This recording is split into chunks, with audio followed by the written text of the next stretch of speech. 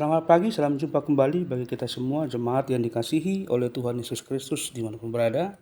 Hari ini Selasa 5 Agustus 2025, kita akan mendengarkan firman Tuhan renungan hari ini, namun lebih dahulu kita bersatu dalam doa.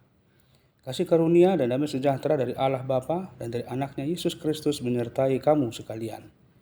Amin.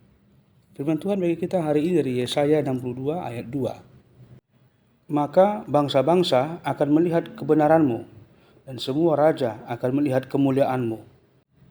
Dan orang akan menyebut engkau dengan nama baru yang akan ditentukan oleh Tuhan sendiri. Jadi idaun ni aka bangso parbegu ma hati korammu, jala saluhut aka raja hamulomu, jala ikon margwarhon kuarne baruho, si pabuaon ni pamangan ni Jehovah. Demikian firman Tuhan. Jemaat yang dikasihi oleh Tuhan Yesus Kristus, Yesaya dalam hal ini menyampaikan sebuah janji ilahi yang penuh harapan. Engkau akan dinamai dengan nama baru yang akan ditentukan oleh Tuhan sendiri. Ini bukan sekedar penggantian nama, akan tetapi simbol perubahan identitas dan nilai hidup yang diberikan oleh Allah kepada umatnya.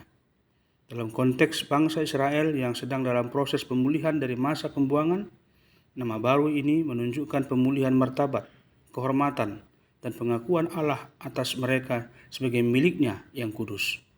Nama baru itu bukan berasal dari dunia, melainkan langsung dari Tuhan, yang diberi arti, nilai, dan makna yang sangat dalam dan kekal.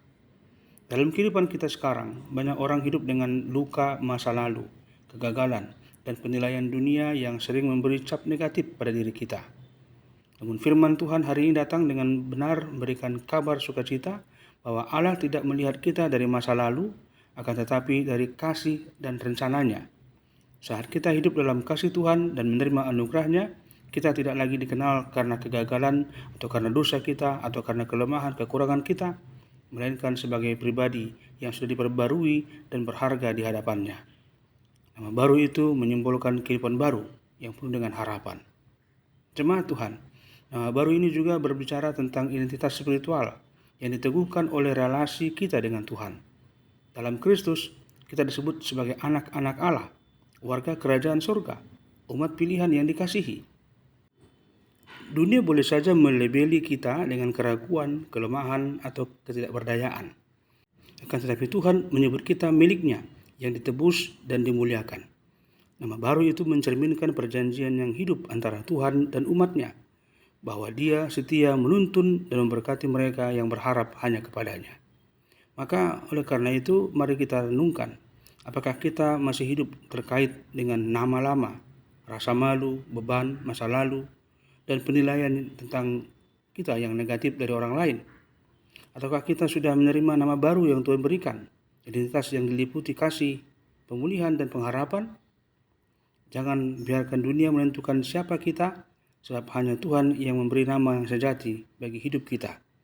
Terimalah dan hiduplah dalam identitas baru itu dengan syukur dan keyakinan.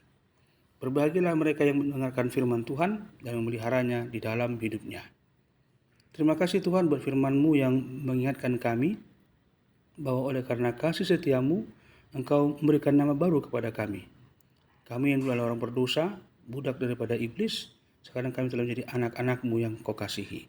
Maka berikanlah kami kuasa dengan Roh Kudus-Mu agar kami dapat hidup sebagai anak-anak Tuhan dan sebagai orang-orang yang telah Engkau tetapkan untuk memiliki identitas yang baru atas nama-Mu. Dalam Kristus kami telah berdoa bersyukur kepadamu. Amin. Anugerah Tuhan kita Yesus Kristus, kasih setia Allah Bapa dan persekutuan Roh Kudus menyertai kamu sekalian. Amin. Selamat beraktivitas. Tuhan Yesus memberkati kita sepanjang hari ini. Salam.